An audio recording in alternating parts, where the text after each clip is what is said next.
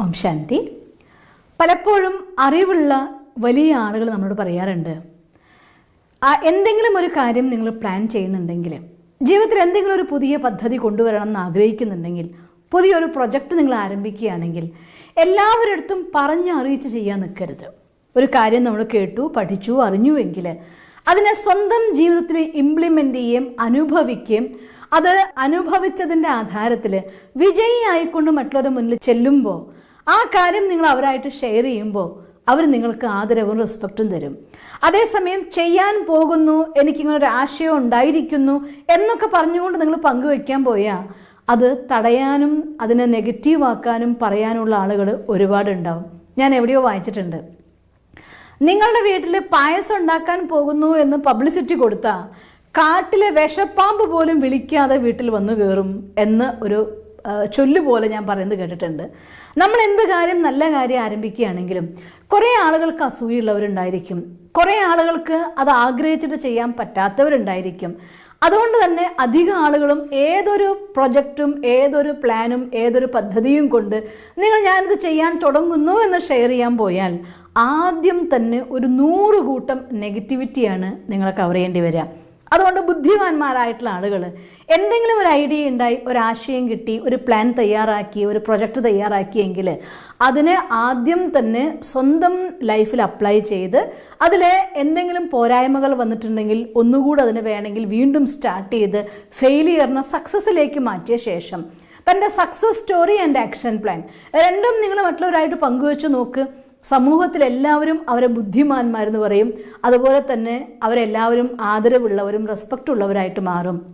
അതുകൊണ്ട് നിങ്ങൾ എന്തെങ്കിലും ഒരു പ്ലാൻ തുടങ്ങാൻ പോകുന്നുണ്ടെങ്കിൽ, എൻ്റെ അനുഭവം അങ്ങനെ തന്നെയാണ്, എന്തെങ്കിലും ഒരു കാര്യം നിങ്ങൾ ചെയ്യാൻ ആഗ്രഹിക്കുന്നുണ്ടോ എങ്കിൽ ആദ്യം ചെയ്തിട്ട് ആ അനുഭവവും അതിൻ്റെ ആക്ഷൻ പ്ലാനും മറ്റുള്ളവർക്ക് പറഞ്ഞു കൊടുത്തോളൂ.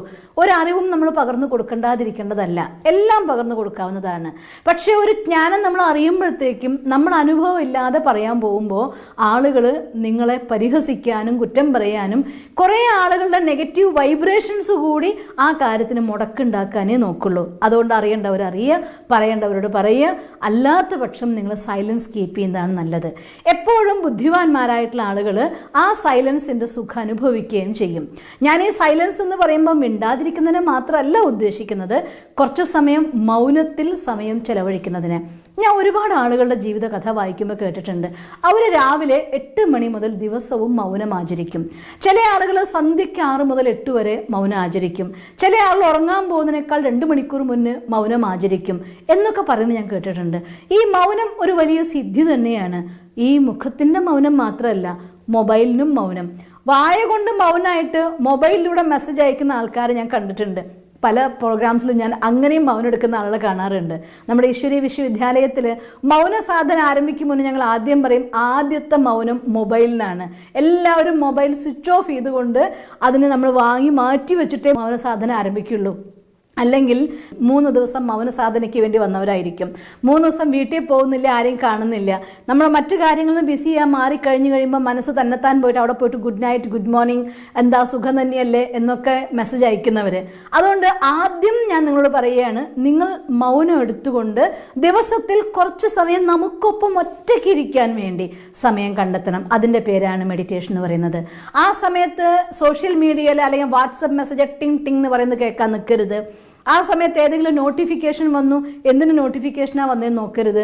പുറം ലോകത്ത് നിന്ന് നമ്മുടെ മനസ്സുകൊണ്ടും ശബ്ദം കൊണ്ടും കട്ട് ചെയ്യാൻ നമുക്ക് പറ്റണം. അങ്ങനെ നിങ്ങൾക്ക് 2 മണിക്കൂർ സമയം നിങ്ങൾക്ക് ഉപയോഗിക്കാൻ പറ്റുമോ? പോട്ടെ, 1 മണിക്കൂറെങ്കിലും നിങ്ങൾക്ക് ഉപയോഗിക്കാൻ പറ്റുമോ? എങ്കിൽ നിങ്ങളുടെ ജീവിതം സക്സസ്സിലേക്ക് പോവും എന്നതിൽ യാതൊരു സംശയവുമില്ല.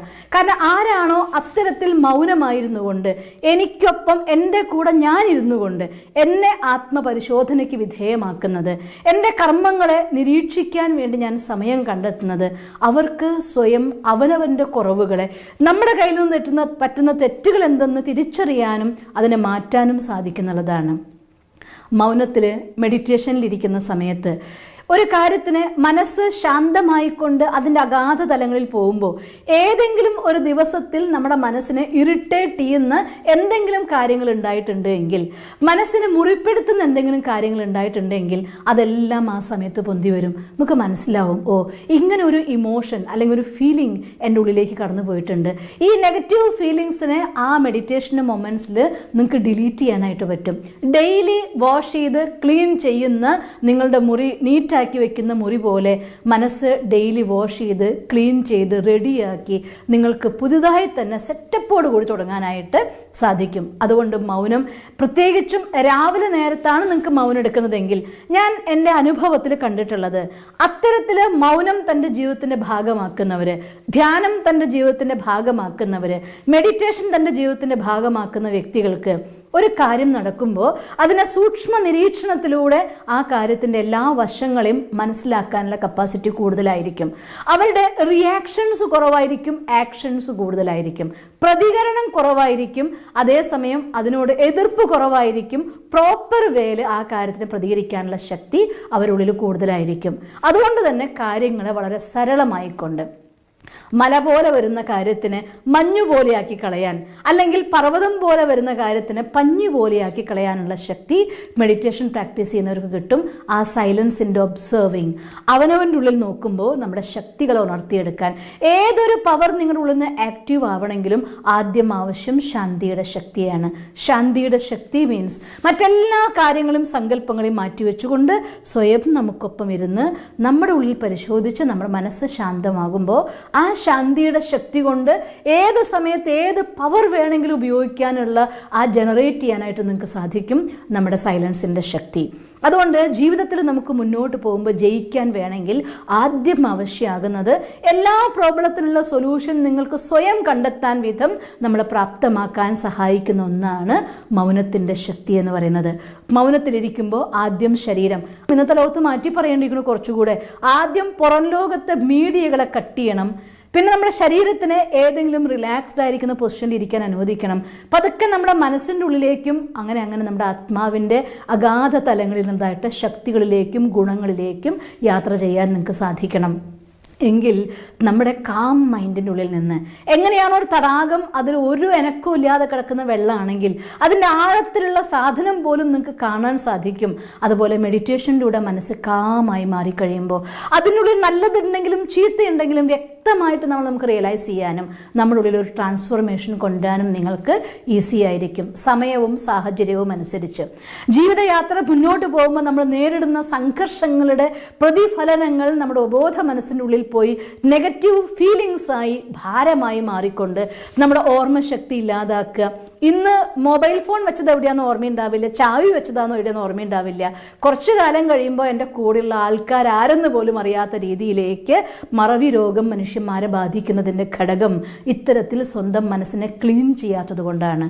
അതുകൊണ്ട് ദിവസവും കുറച്ച് സമയം മനസ്സിനെ ക്ലീൻ ചെയ്യാൻ വേണ്ടി ആ സൈലൻസിൻ്റെ പവറിലൂടെ സ്വയം ഉള്ളിലേക്ക് നോക്കി ആ ക്ലീനിങ് പ്രോസസ്സ് ചെയ്യുന്നുണ്ടെങ്കിൽ നിങ്ങൾക്ക് ഇങ്ങനെ ഒരവസ്ഥ ഒരിക്കലും ലൈഫിൽ ഉണ്ടാവില്ല. പിന്നെ മറ്റൊരു കാര്യം, പ്രോബ്ലത്തിന് സൊല്യൂഷൻ എങ്ങനെ കാണും, ഇത് പറയുമ്പോഴാണ് ഞാൻ ഓർത്തു പോകുന്നത്. ഒരു കർഷകൻ ഒരിക്കൽ തൻ്റെ കയ്യിൽ മനോഹരമായിട്ടൊരു വാച്ച്, അയാൾക്ക് ഇഷ്ടപ്പെട്ടൊരു വാച്ച് ഉണ്ടായിരുന്നു. അയാൾ ആ വാച്ച് കെട്ടി എല്ലാ പണിക്കും പോവാറുള്ളൂ. ഒരു ദിവസം കൊയ്ത്തൊക്കെ കഴിഞ്ഞ ശേഷം നമ്മൾ വൈക്കോൽ കൂന എന്നൊക്കെ പറയുമല്ലോ, കൂട്ടിയിടാൻ വേണ്ടി വൈക്കോൽ കൊണ്ട് ഇട്ടുകൊണ്ടിരിക്കുക. പെട്ടെന്ന് നോക്കുമ്പോൾ കൈമ വാച്ച് കാണുന്നില്ല. അയ്യോ എൻ്റെ വാച്ച് ഇവിടെ പോയി നോക്കി. അയാൾ അവിടെ മുഴുവൻ വൈക്കോൽ അങ്ങോട്ടും ഇങ്ങോട്ടൊക്കെ മറിച്ച് നോക്കി, വാച്ച് കാണുന്നില്ല. അപ്പം എന്ത് ചെയ്തു, തൊട്ടടുത്ത് കളിക്കുന്ന കുറച്ച് കുട്ടികളുണ്ടായി. ആ കുട്ടികളെ വിളിച്ച് പറയുകയാണ്, മക്കളെ എൻ്റെ വാച്ചൊന്ന് നിങ്ങൾ എടുത്തു തരികയാണെങ്കിൽ ഞാൻ നിങ്ങൾക്ക് നല്ല ഗിഫ്റ്റ് തരാമെന്ന് പറയുകയാണ്. കുട്ടികൾ ആവേശത്തോടെ വക്കോലിനെ എടുത്തു കുടഞ്ഞു ഒക്കെ നോക്കി, എന്നിട്ടും അവർക്ക് ആ വാച്ചിനെ കണ്ടെത്താനായില്ല. അപ്പോൾ ഒരു 10-15 വയസ്സാവാൻ പോകുന്ന ഒരു ചെറുപ്പക്കാരനായിട്ടുള്ള കുട്ടി വന്ന് പറയുകയാണ്, നിങ്ങളൊക്കെ കുറച്ച് സമയം മൗനമായിട്ടിരിക്കാൻ എന്നോട് സപ്പോർട്ട് ചെയ്യാമെങ്കിൽ തീർച്ചയായിട്ടും നിങ്ങളുടെ വാച്ച് ഞാൻ വളരെ വേഗം കണ്ടെത്തി തരുമെന്ന് പറയും.